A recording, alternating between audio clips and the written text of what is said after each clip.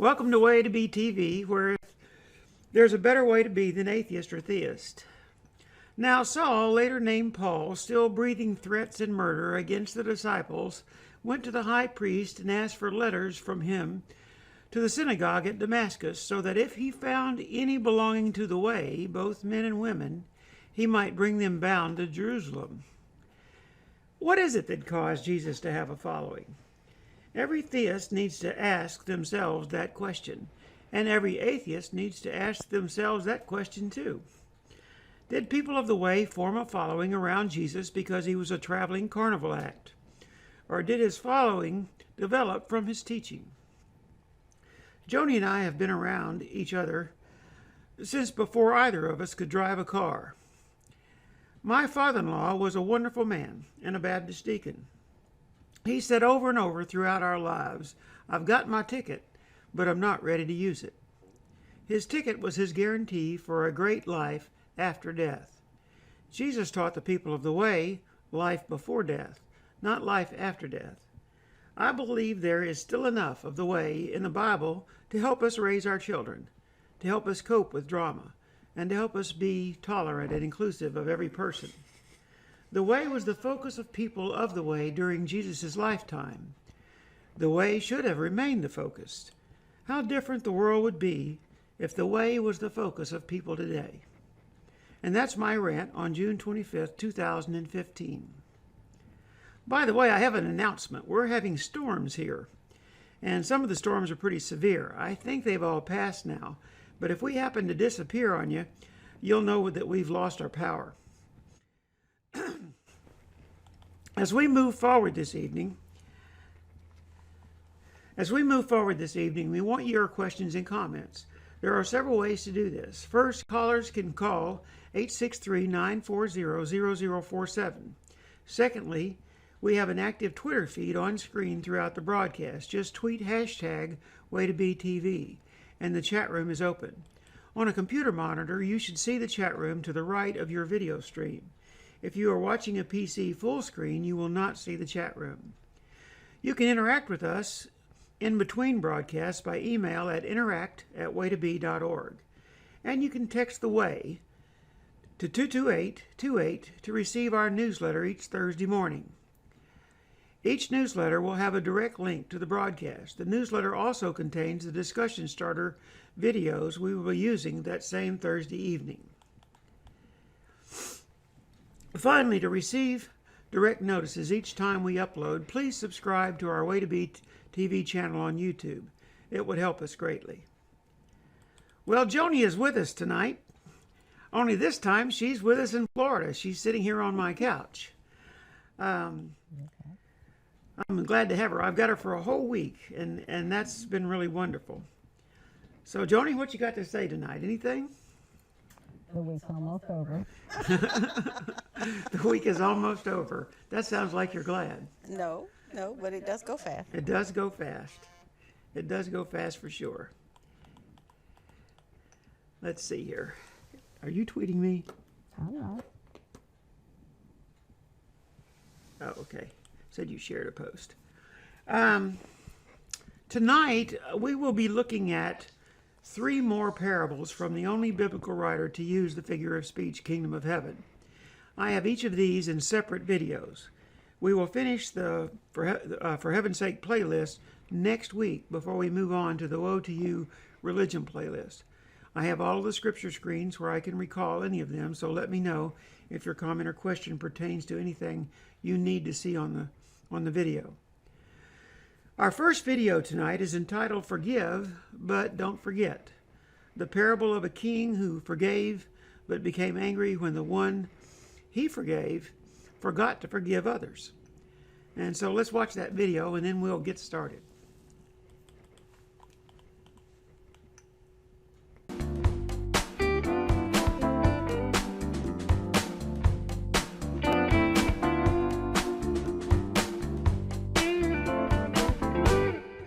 video I have entitled Forgive But Don't Forget.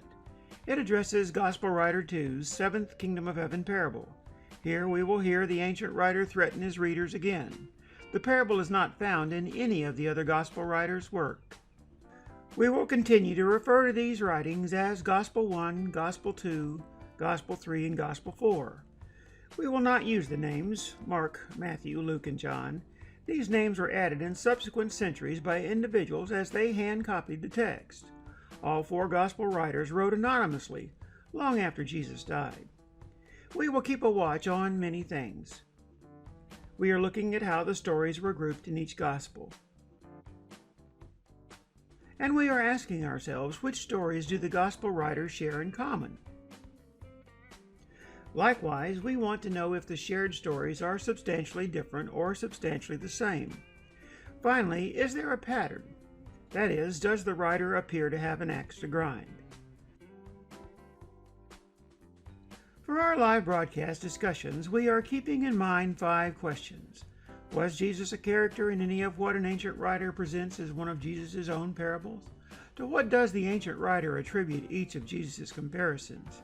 At what point does the parable end and the ancient writer's commentary begin? Can we separate the writer's proposition from the parable itself? And does the parable bring up a wealthy afterlife where one sees their loved ones? Or is the kingdom of heaven simply metaphor for something else? Throughout this study, our suspicion has been that Jesus' parables, circulating in the first century, were used by ancient writers to promote Jesus and not necessarily to reflect what Jesus taught the people of the way. Gospel Writer 2's seventh Kingdom of Heaven parable reads, "For this reason the kingdom of heaven may be compared to a certain king who wished to settle accounts with his slaves. And when he had begun to settle them, there was brought to him one who owed him 10,000 talents. But since he did not have the means to repay, his Lord commanded him to be sold, along with his wife and his children and all that he had, and repayment be made. The slave, therefore, falling down, prostrated himself before him, saying, 'Have patience with me, and I will repay you everything.' And the Lord of the slave felt compassion, and released him, and forgave him the debt. But that slave went out and found one of his fellow slaves who owed him 100 denarii. And he seized him, and began to choke him, saying, 'Pay back what you owe.' So his fellow slave fell down and began to entreat him, saying, 'Have patience with me, and I will repay you.' He was unwilling, however, but went and threw him in prison until he should pay back what was owed. So when his fellow slaves saw what had happened, they were deeply grieved, and came and reported to their Lord all that had happened. Then summoning him, his Lord said to him, 'You wicked slave, I forgave you all that debt because you entreated me. Should you not have had mercy on your fellow slave, even as I had mercy on you?' And his Lord, moved with anger, handed him over to the torturers until he should repay all that was owed him. So shall my heavenly Father also do to you, if each of you does not forgive his brother from your heart."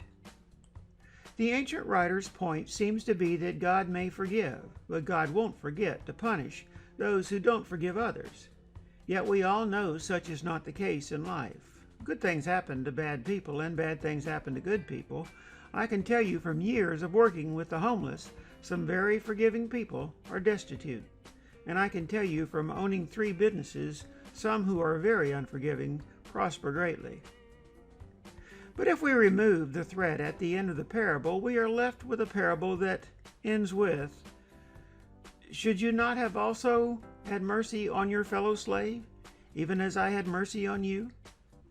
This would be very consistent with Jesus' teaching concerning mercy begets mercy, and an attitude of charity begets charity.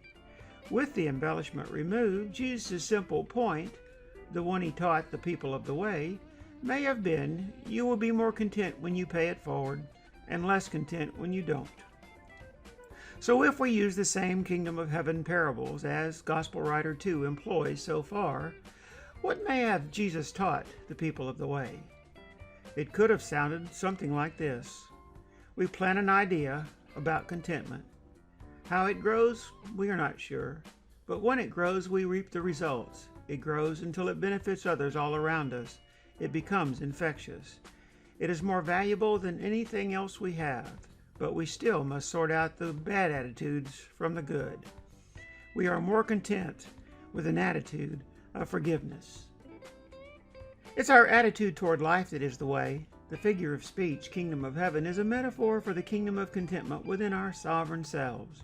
The kingdom of heaven with golden streets and gates of pearl did not appear in ancient writings until the end of the 1st century. If nothing supernatural ever happened, then Jesus' following, known as people of the way, grew out of the way he taught, not because people were dazzled by supernatural displays. His way of being content in life is not supernatural. It's just naturally super. In future videos, we will continue to see what might have been Jesus' message to his following, known as people of the way.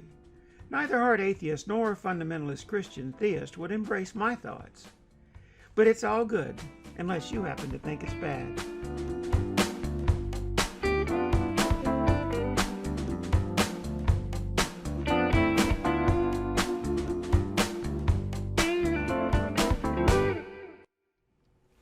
All right.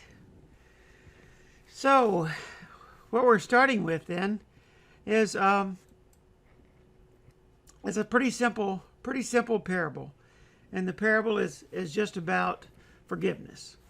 And I think it's important to understand that the parable overall is something that tells us. Let me bring it up on the screen here. Let's see here.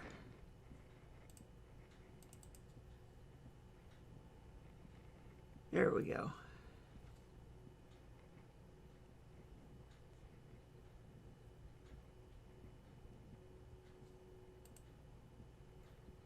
Okay. The kingdom of heaven may be compared to a certain king who wished to settle accounts. And when he had begun to settle them, there was brought to him one who owed him 10,000 talents. But since he did not have the means to repay, his Lord commanded him to be sold along with his wife and children and all that he had, and repayment be made. The slave therefore, falling down, prostrated himself before him, saying, "Have patience with me, and I will repay you everything." And the Lord of that slave felt compassion and released him and forgave him the debt. But that slave went out and found one of his fellow slaves who owed him 100 denarii. And he seized him and began to choke him, saying, "Pay back what you owe." And so the second part of that,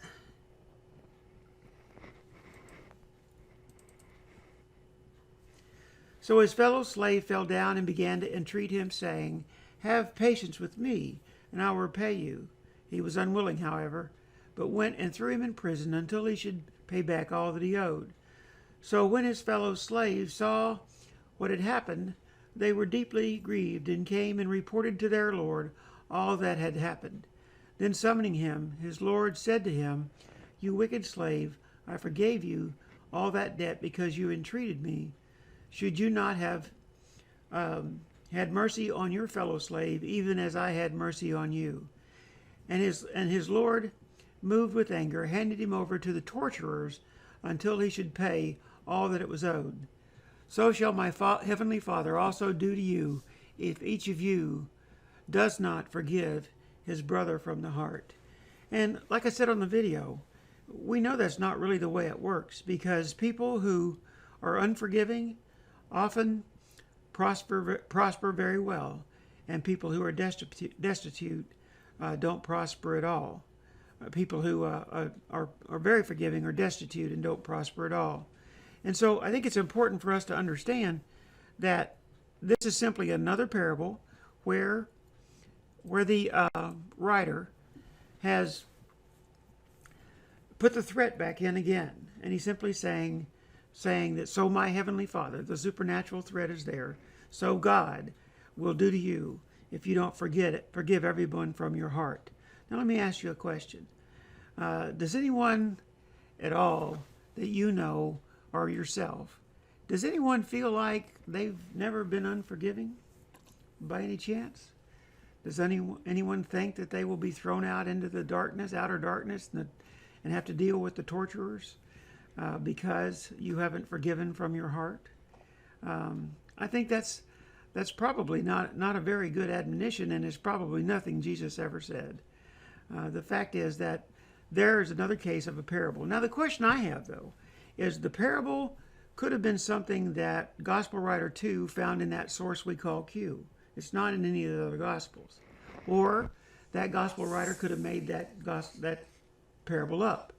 No question about it. He could have generated that gospel himself, or that parable himself, because there is no corroboration of it in the other two Gospels. But at the same time, it's simply a repeat of the pattern of the threat. And so most of these videos and the conversation related to them is going to be kind of short. And that's the reason I'm doing three videos tonight, because we've already made our point. This Gospel Writer 2 seems to have a need to threaten his reader with supernatural punishment. And all of these parables, all 11 of them, begin with, what is the kingdom of heaven like? What shall I compare it to? How shall I picture it? In other words, if the best we can do is how shall I picture the kingdom of heaven, or to what shall I compare it, or what is it like, is, well, it's like being tortured. It's like being thrown out in the outer darkness. You know, it's like the gnashing of teeth, the weeping and gnashing of teeth. Obviously, this is where the parable ends, and the gospel writer, the ancient writer, begins his own commentary. Jan says, is this the parable where some think the Bible states, do unto others as they would do unto you? Now, the golden rule is actually in the Sermon on the Mount, and it's in most religions. The Sermon on the Mount, it can be stated both ways. Do unto others as you would have them do unto you, or you can state it, don't do to others what you would not want done to you. And so both of those, it can be stated both ways. But no, the golden rule is actually elsewhere in the Bible. This idea of forgiveness, or pay it forward, or whatever, and I think certainly the principle is there, that if you feel forgiven, then you should forgive. But at the same time, let's say you're not forgiven. Let's say no one ever forgives you. Should you be forgiving? Obviously so. So it doesn't just boil down to, the parable is basically a threat. It still is a threat. And that is, if you don't forgive, then God will be unforgiving of you, and you'll be thrown out, and you'll be tortured, and so forth. Colleen says, I have but try my darndest not to be again.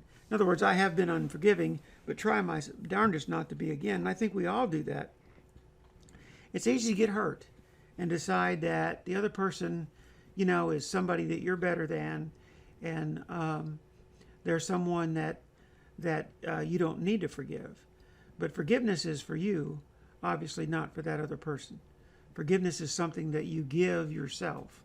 When you forgive another person, then you've cleaned the slate and you've gone on. And I'm not saying I'm against forgiveness, but he's used this parable. And if it was part of the scuttlebutt that was going around related to Jesus' parables, or it was from that source they call Q, that nobody knows what it is or where it is or when it was written, but they do know that both G2 and G3 copied from it, copied from some source that was the same. That the parable could be out there. In other words, there could be a parable, but that parable didn't end with you being tortured and thrown out into the outer darkness and so forth. Jan wrote, not forgiving someone only hurts the unforgiving person, so I try to put myself in someone else's shoes to understand where they might be coming from. And of course, that's something we all have to do. You have to ask yourself, you know, who is it that doesn't want to be forgiven? You know, everyone does. And so to be unforgiving will simply torment you. Holding a grudge is always painful, always painful. And until you can cleanse yourself of that, I think you always remember it and feel bad about it. I don't think there's anything supernatural about that process. I think it's part of the naturally super process that goes on between human beings. Jesus said, be poor in spirit, be poor in pneuma, be someone who is humble about what they think they know about spiritual things, be someone who is gentle in their relationships, be someone who mourns their own condition, not someone else's. be someone who is hungering and thirsting for righteousness, not acting like you're full of it. And so this whole idea of having humility in life, Jesus taught throughout his life, and that's what this forgiveness is. You know as well as I do, when someone wrongs you, overall they're just trying to live too. That's about all it is. They're just trying to live too. And the fact that they don't understand, and I have that in my life without question, people who are very unforgiving of me, very intolerant of me, but at the same time, and as we see as we go through these next few parables, at the same time, then I have to be someone who, if I am living out the way, as I call it, then I should be able to handle the drama that I have in my life and be able to deal with the circumstances that I have in my life and maintain my own peace of mind, my own way of being. And that's hard to do sometimes.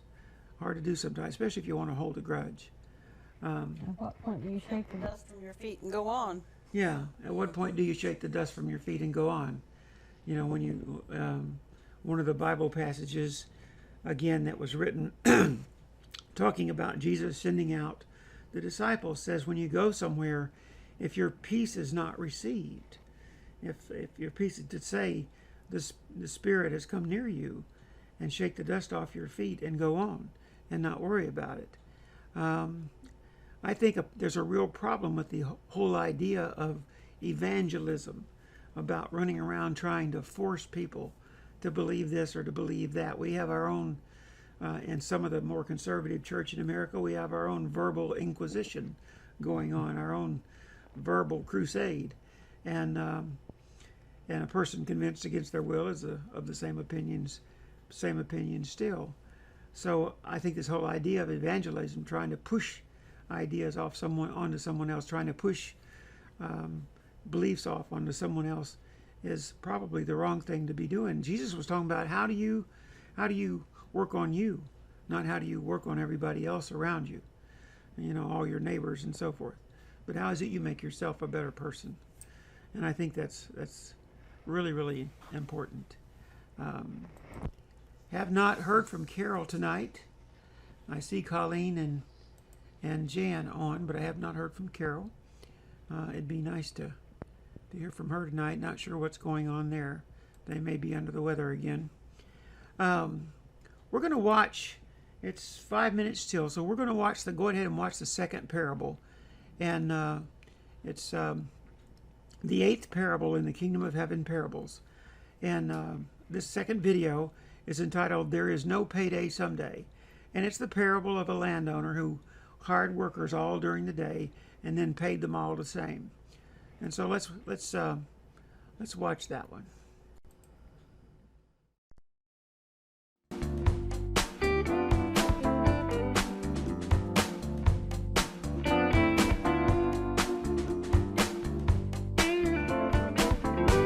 This video I have entitled, There is No Payday Someday.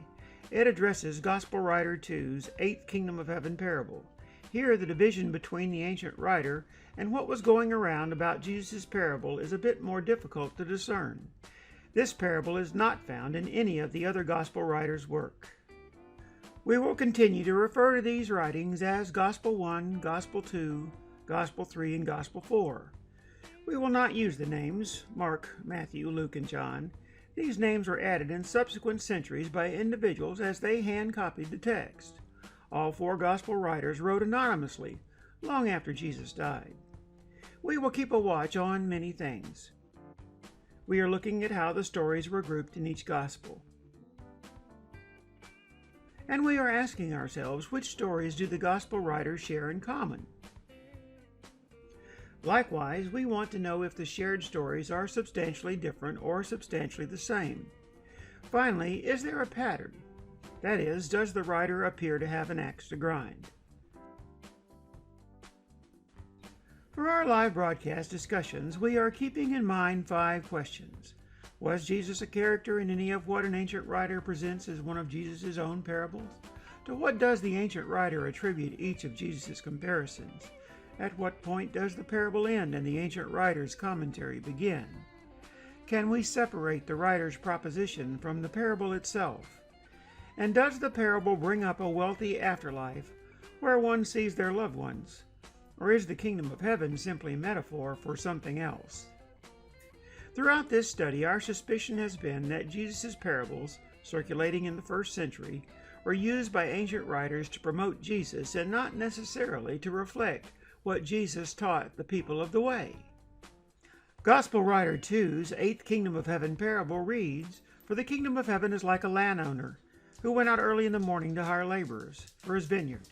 And when he had agreed with the laborers for a denarius for the day, he sent them into his vineyard. And he went out about the third hour and saw others standing idle in the marketplace. And to those he said, 'You too go into the vineyard, and whatever is right I will give to you.' And so they went. Again he went out about the 6th hour and the 9th hour, and did the same thing. And about the 11th hour he went out and found others standing, and he said to them, 'Why have you been standing here idle all day long?' They said to him, 'Because no one hired us.' He said to them, 'You too go into the vineyard.' And when evening had come, the owner of the vineyard said to his foreman, 'Call the laborers and pay them their wages, beginning with the last group to the first.' And when those hired about the 11th hour came, each one received a denarius. And when those hired first came, they thought that they would receive more. And they also received each one a denarius. And when they received it, they grumbled at the landowner, saying, 'These last men have worked only 1 hour, and you have made them equal to us, who have borne the burden and the scorching heat of the day.' But he answered and said to one of them, 'Friend, I am doing you no wrong. Did you not agree with me for a denarius? Take what is yours and go your way. But I wish to give to the last man the same as you. Is it not lawful for me to do what I wish with what is my own? Or is your eye envious because I am generous? Thus the last shall be first, and the first shall be last." The ancient writer's point may have been, one day it will be too late. Sign on while the getting's good. Jesus' point may be nothing more than those who adopt the way benefit all the same. So if we use the same kingdom of heaven parables as the gospel writer 2 employs so far, what may have Jesus taught the people of the way? It could have sounded something like this. We plant an idea about contentment. How it grows, we are not sure. But when it grows, we reap the results. It grows until it benefits others all around us. It becomes infectious. It is more valuable than anything else we have. But we still must sort out the bad attitudes from the good. We are more content with an attitude of forgiveness. No matter when one begins to adopt the way of being, one reaps the same results. It's our attitude toward life that is the way. The figure of speech, kingdom of heaven, is a metaphor for the kingdom of contentment within our sovereign selves. The kingdom of heaven with golden streets and gates of pearl did not appear in ancient writings until the end of the 1st century. If nothing supernatural ever happened, then Jesus' following, known as people of the way, grew out of the way he taught, not because people were dazzled by supernatural displays. His way of being content in life is not supernatural. It's just naturally super. In future videos, we will continue to see what might have been Jesus' message to his following, known as people of the way. Neither hard atheist nor fundamentalist Christian theist would embrace my thoughts. But it's all good, unless you happen to think it's bad.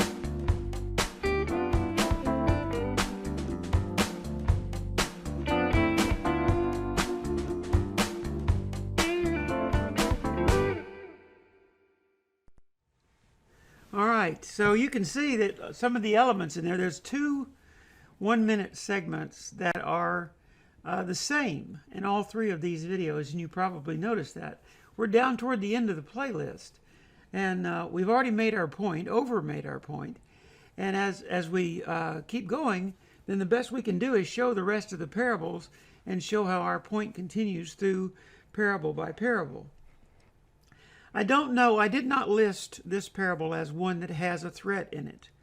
But to the extent that it was a parable that was going around, or the scuttlebutt about it was going around, or that possibly there was a document that had it in it called Q, that we called Q later, that this parable maybe has a bit of a threat in it, in that it might be nothing more than everyone gets paid the same, so you need to sign on while you can. You know, the day will be over. I don't know about that. I know it's a parable that I've always liked. I like it a lot. But it basically, for me, is what it says, what Jesus would have been teaching followers of the way, and that's what I'm always trying to determine in my mind. It's what would he have said to followers of the way?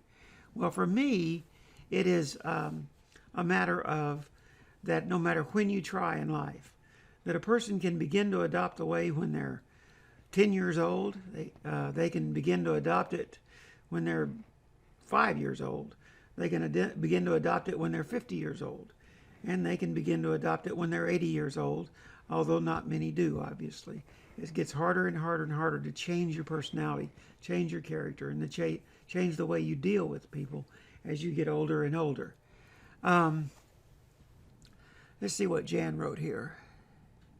Jan said, do you think that the last sentence in the parable may be the ancient writer's opinion? Well, let's look at that. The very last sentence in the parable.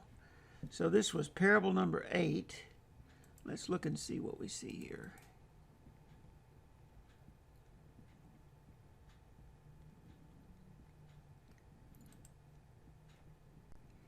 All right.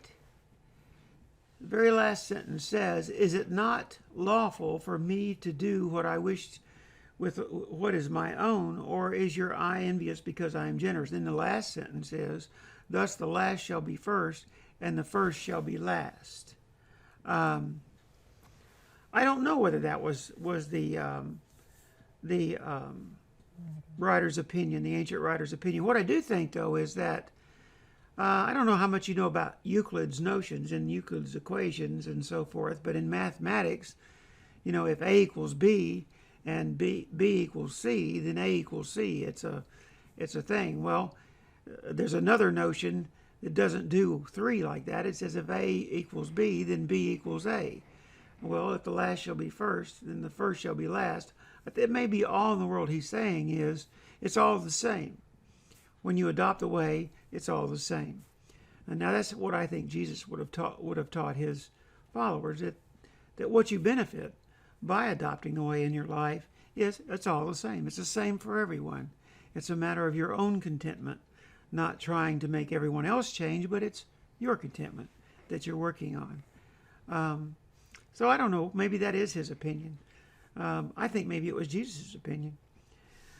Colleen says, I've learned over the years that my family, wow, this thing's jumping. I have learned over the years that my family are grudge holders.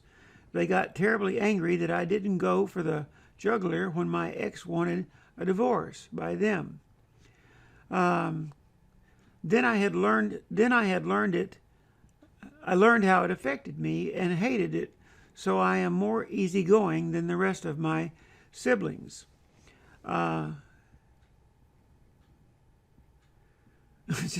She said, sorry, I'm baking. I have butterfingers.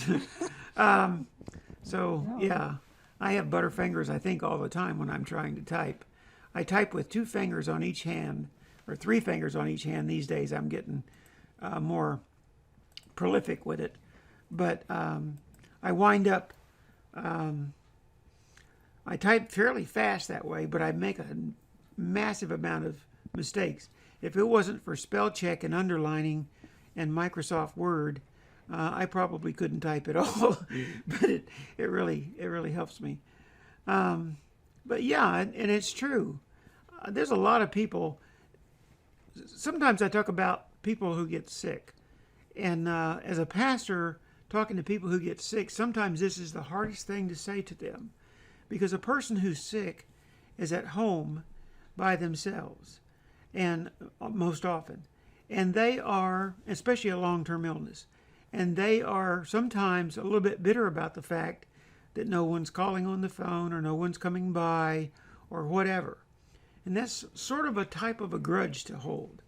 Then people show up, 1 or 2 people show up out of the blue to visit with them, and they take it out on them. They're in a bad mood. They mully-grub and eat worms to the people who are there. And what I tell people who have long-term illnesses, and this is hard for a pastor to say, but if people come to visit you, do you want them to come back? And would you like to establish friendships? And would you like to have other people around? Well, it's the same way with holding a grudge. You can hold that grudge, but you're probably going to get to do it by yourself. And many times you're going to get to do it while the other person doesn't even know you feel that way. So you have to make up your mind if the grudge is helping you or if it's just causing you a problem. And yeah, I know what you're saying, Colleen, because I've been there. I've been there where I wanted to just strangle my family, where I just wanted to say, you need to lighten up. But at the same time, all I was doing was hurting myself, because I got to go on and live my life. That's what I have to do. And I think that's what we all have to do. And I think if you adopt the ways that Jesus taught us to be, that we find it easier to do that. There's less drama in our lives if we learn to handle things no matter what circumstances are around. I had something happen this week. I'm not going to rehearse too much of, but something happened this week that made me feel bad. It made me feel like I was unwanted and that I was being turned away. And so I simply found another way to do what it was I needed to do and that I wanted to do, and another venue for it or whatever, and I went on about my business. I think that is kind of what we're all talking about. Is the grudge isn't going to help. The grudge is not going to help, because you can't even think well while you seethe and hold a grudge.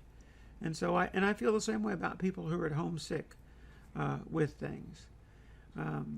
And I've been told many times in my life, when I was young, I had a good little temper, but the person that you're angry with probably don't even know it and probably doesn't even care.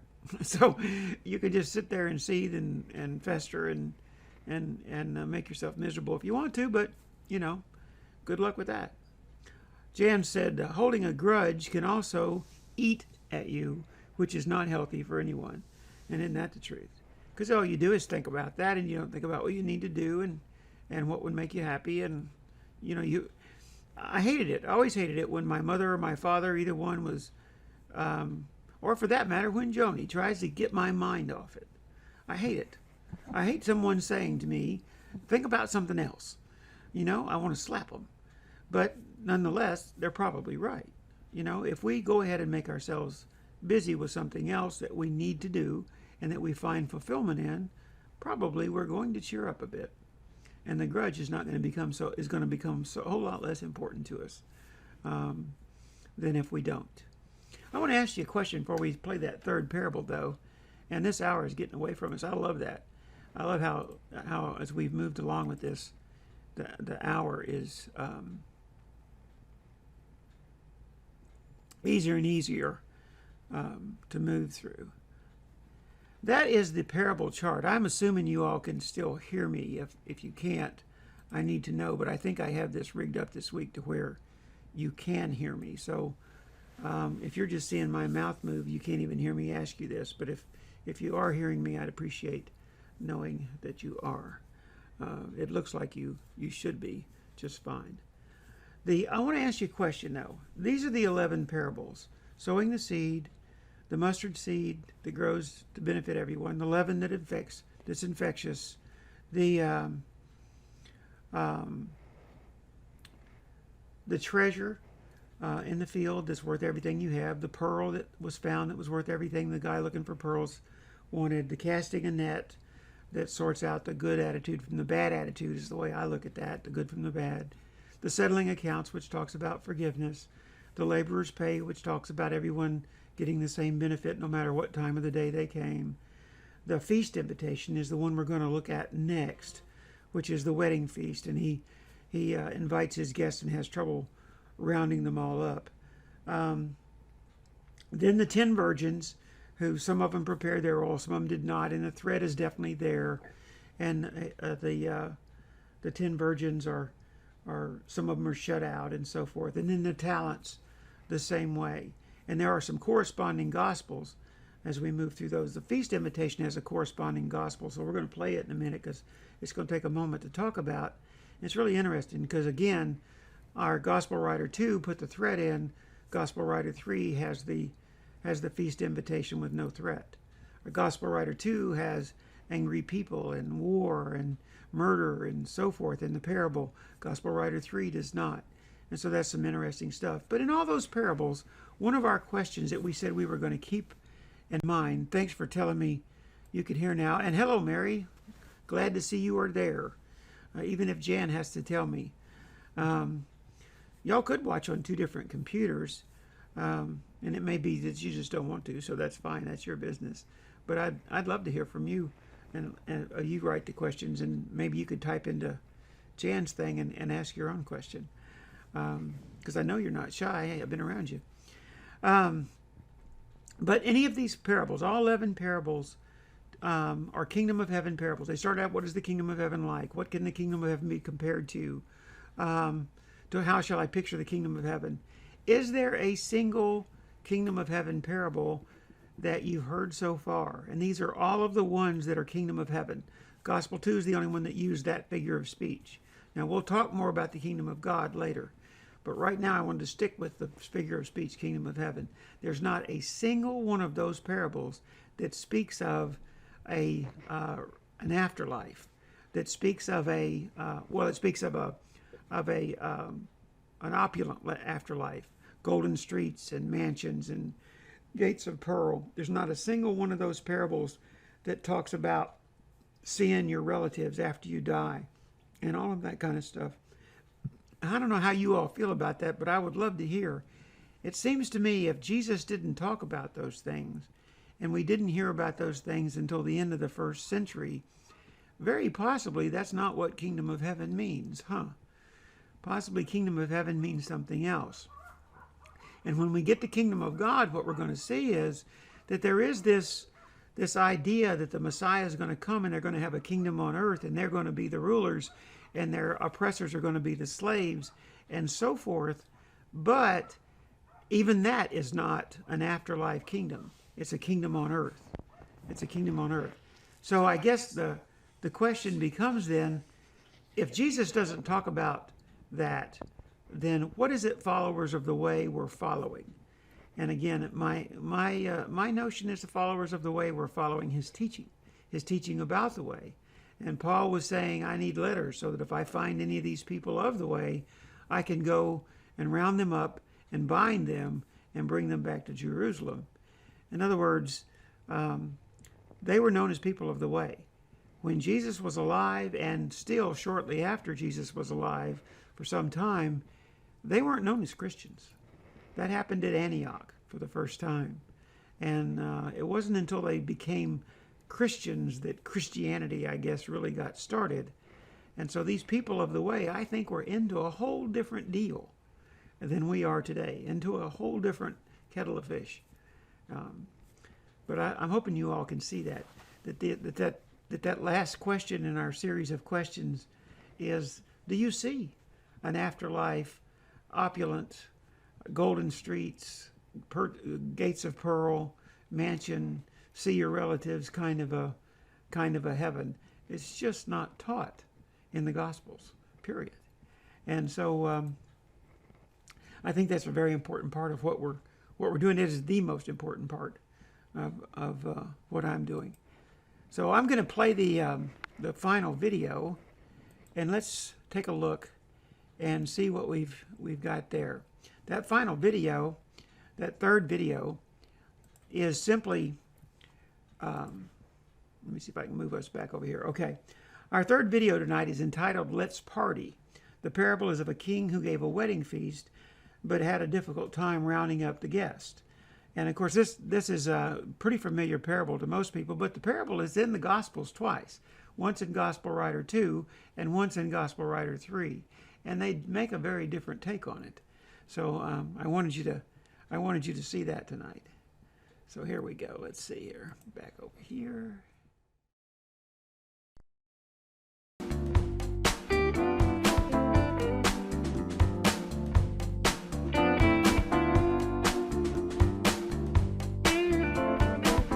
This video I have entitled, Let's Party. It addresses Gospel Writer 2's 9th Kingdom of Heaven parable. Here we will hear the writer threaten his readers again. This parable is also found in Gospel Writer 3's work, where no threat is expressed. We will continue to refer to these writings as Gospel 1, Gospel 2, Gospel 3, and Gospel 4. We will not use the names Mark, Matthew, Luke, and John. These names were added in subsequent centuries by individuals as they hand-copied the text. All 4 Gospel writers wrote anonymously, long after Jesus died. We will keep a watch on many things. We are looking at how the stories were grouped in each Gospel. And we are asking ourselves, which stories do the Gospel writers share in common? Likewise, we want to know if the shared stories are substantially different or substantially the same. Finally, is there a pattern? That is, does the writer appear to have an axe to grind? For our live broadcast discussions, we are keeping in mind 5 questions. Was Jesus a character in any of what an ancient writer presents as one of Jesus' own parables? To what does the ancient writer attribute each of Jesus' comparisons? At what point does the parable end and the ancient writer's commentary begin? Can we separate the writer's proposition from the parable itself? And does the parable bring up a wealthy afterlife where one sees their loved ones? Or is the kingdom of heaven simply metaphor for something else? Throughout this study, our suspicion has been that Jesus' parables, circulating in the first century, were used by ancient writers to promote Jesus and not necessarily to reflect what Jesus taught the people of the way. Gospel Writer 2's 9th Kingdom of Heaven parable reads, "The kingdom of heaven may be compared to a king who gave a wedding feast for his sons. And he sent out his slaves to call those who had been invited to the wedding feast, and they were unwilling to come. Again he sent out other slaves, saying, 'Tell those who have been invited, Behold, I have prepared my dinner. My oxen and my fatted livestock are all butchered, and everything is ready. Come to the wedding feast.' But they paid no attention and went their way, one to his own farm, another to his business, and the rest seized his slaves and mistreated them and killed them. But the king was enraged and sent his armies and destroyed those murderers and set their city on fire. Then he said to his slaves, 'The wedding is ready, but those who were invited were not worthy. Go therefore to the main highways, and as many as you find there, invite to the wedding feast.' And those slaves went out into the streets and gathered together all they found, both evil and good, and the wedding hall was filled with dinner guests. But when the king came in to look over the dinner guests, he saw there a man not dressed in wedding clothes, and he said to him, 'Friend, how did you come in here without wedding clothes?' And he was speechless. Then the king said to the servants, 'Bind him hand and foot, and cast him into the outer darkness. In that place there shall be weeping and gnashing of teeth, for many are called, but few are chosen.'" Gospel Writer 3's same parable reads, "And when one of those who were reclining at the table with him heard this, he said to them, 'Blessed is everyone who shall eat bread in the kingdom of God.' But he said to him, a certain man was giving a big dinner, and he invited many. And at the dinner hour he sent his slave to say to those who had been invited, 'Come, for everything is ready now.' But they all alike began to make excuses. The first one said to him, 'I have bought a piece of land, and I need to go out and look at it. Please consider me excused.' And another one said, 'I have bought 5 yoke of oxen, and I am going to try them out. Please consider me excused.' And another one said, 'I have married a wife, and for that reason I cannot come.' And the slave came back and reported this to his master. Then the head of the household became angry and said to his slave, 'Go out at once into the streets and lanes of the city, and bring in here the poor, and the crippled, and the blind, and the lame.' And the slave said, 'Master, what you commanded has been done, and still there is room.' And the master said to the slave, 'Go out into the highways and along the hedges, compel them to come in, that my house may be filled. For I tell you, none of those men who were invited shall taste my dinner.'" Gospel Writer 2's point may have been, "Follow Jesus now, or else you'll have no other opportunity." That is certainly a common theme in Christian sermons today. But Jesus' point may have been, "Live life now, while you can. Believe in life before death, not the end of the age before life." Notice G3 has no account of armies, murder, or war, or of anyone being thrown out. The negative and the threats and the supernatural are once again exclusive to Gospel Writer 2. So if I use the same kingdom of heaven parables as Gospel Writer 2 employs so far, what may have Jesus taught the people of the way? It could have sounded something like this. We plant an idea about contentment. How it grows, we are not sure. But when it grows, we reap the results. It grows until it benefits all others around us. It becomes infectious. It is more valuable than anything else we have. But we still must sort out the bad attitude from the good. We are more content with an attitude of forgiveness. No matter when you begin to adopt this way of being, you reap the same results. Don't be too busy to live life while life is available to you. It's our attitude toward life that is the way. The figure of speech, kingdom of heaven, is a metaphor for the kingdom of contentment within our sovereign selves. The kingdom of heaven with golden streets and gates of pearl did not appear in ancient writings until the end of the 1st century. If nothing supernatural ever happened, then Jesus' following, known as people of the way, grew out of the way he taught, not because people were dazzled by supernatural displays. His way of being content in life is not supernatural. It's just naturally super. In future videos, we will continue to see what might have been Jesus' message to his following, known as people of the way. Neither hard atheist nor fundamentalist Christian theist would embrace my thoughts. But it's all good, unless you happen to think it's bad.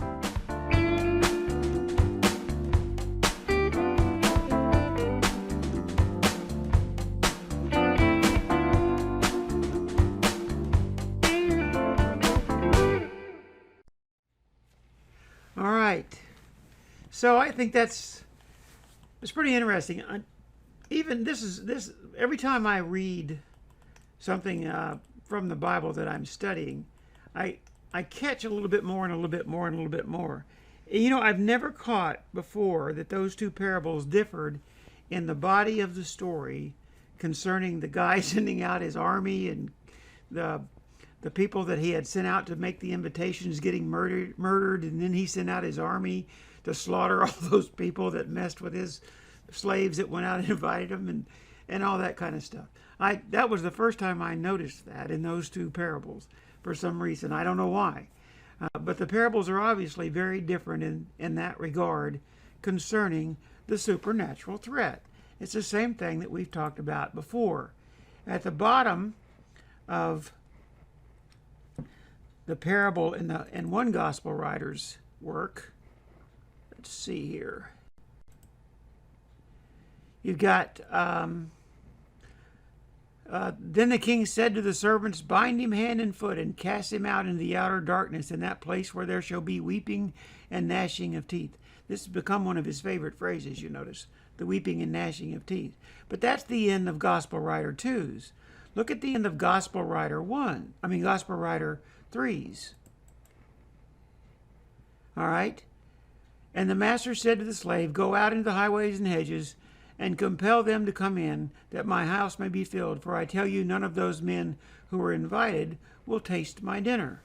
Well, if this had been a parable that was supposed to be part of Jesus' teaching the people of the way, then this parable probably meant in that last sentence, for I tell you, none of those men who were invited shall taste of my dinner, probably meant to say, in other words, it was probably meant to indicate the way the parable is written in Gospel 3, is that people who do not accept the way, people who are invited into the way and simply are not trying to grow in the way and be part of the way, and we're going to see even more of that in the story of the talents next week, but that those people won't taste the dinner. They won't taste the contentment of the way. Now, some of you may think that's reaching, and I don't know whether it's reaching or not. But what I do know is that Gospel Writer 3, for some reason, he takes the threats out of all of, well, I don't know that he takes them out because I don't know that he copied from Gospel Writer 2. He could have copied from the source called Q, or he could have just heard different scuttlebutt than Gospel Writer 2, in all fairness. But he doesn't have the supernatural threats, and he doesn't have the torture and the gnashing of teeth and the people being murdered and the tares sown among the wheat, and the bad guys sneaking in at night, and all the things that we've seen. They're just not in the other Gospels. And so you have to ask yourself, does Gospel Writer 2 have an axe to grind? And my answer to that many, many years ago became, yeah, he does. He really does. He seems, for some reason or other, to want to take the kingdom of heaven parables, which is offering hope, and I think it's offering hope in the way. This kingdom is within your sovereign self, the way to be, the kingdom of heaven, or the kingdom of God. God on high, God up in heaven was a Hebrew thing, but the heaven was just that unknown, ethereal place where God is. Well, have you ever heard anyone say that you're the temple of God? Well, in other words, the kingdom of heaven, the kingdom of that place where God dwells within you, and whatever you might call God. And I have a very different opinion of the definition of God than a lot of people, because my God is my God, and it's not something that anyone else knows anything about. It's not a single entity against that all people bow down to, in other words. But the point is that there is this place within yourself that you can appeal to that's not supernatural. It is just naturally super. All human beings have the ability, or unless they're mentally ill or something, should have the ability to find that place of contentment, because happiness is a choice we make. Joni and I have that conversation all the time, because I have a lot of difficulty myself, depending upon how society has decided to treat me that given week, or what some of my family has done, or whatever, or said, or excluded me from, or whatever. But the problem is that I wrestle with that. And since I wrestle with that, then I know for a fact that my happiness is very dependent upon how I manage myself related to the way that I should be.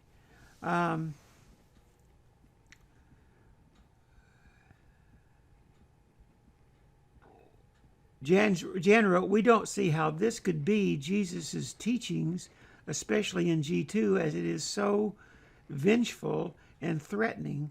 Mary, that's signed Mary. Good. Mary asked made that comment. And then Colleen said, yes, Gospel 2 took all sense of forgiveness out of it. Okay. And Jan said even Gospel 3 was begrudging. Or actually, Mary says even Gospel 3 was begrudging. And that's true. You do have a master who was trying to invite people to a wedding feast, and he got angry. And so we're back to where we were. When you see these, you have to ask yourself, were they part of the scuttlebutt that was going around about Jesus? Were they part of some written records that we've never seen and never will see, because they were a part of that source called Q that has long since become dust? What are they? We don't know. I don't know, and I will never know. It's not possible for someone to form a teaching around who were the people of the way and what were they taught. All we can do, and it's all I ever try to do, is I look for the contiguous line of thought throughout the teachings of Jesus within the Gospels, and that contiguous line of thought points in that direction. But of course, I make the presupposition, as I've said before, that nothing supernatural ever happens, because I just simply don't believe in the supernatural. So at any rate, that's the ninth parable, and we have come to the end of our time together. It is 3 minutes until time to close this thing out. It's 8:29 according to the computer clock. So I'm going to send you guys to credits, and I thank you again for being here. I talked too much. I'm glad the chat room was busy and y'all got in your licks. Joni's been pretty quiet, but she's pretty quiet in general. And so I do appreciate you guys being here, and so let me send you the credits.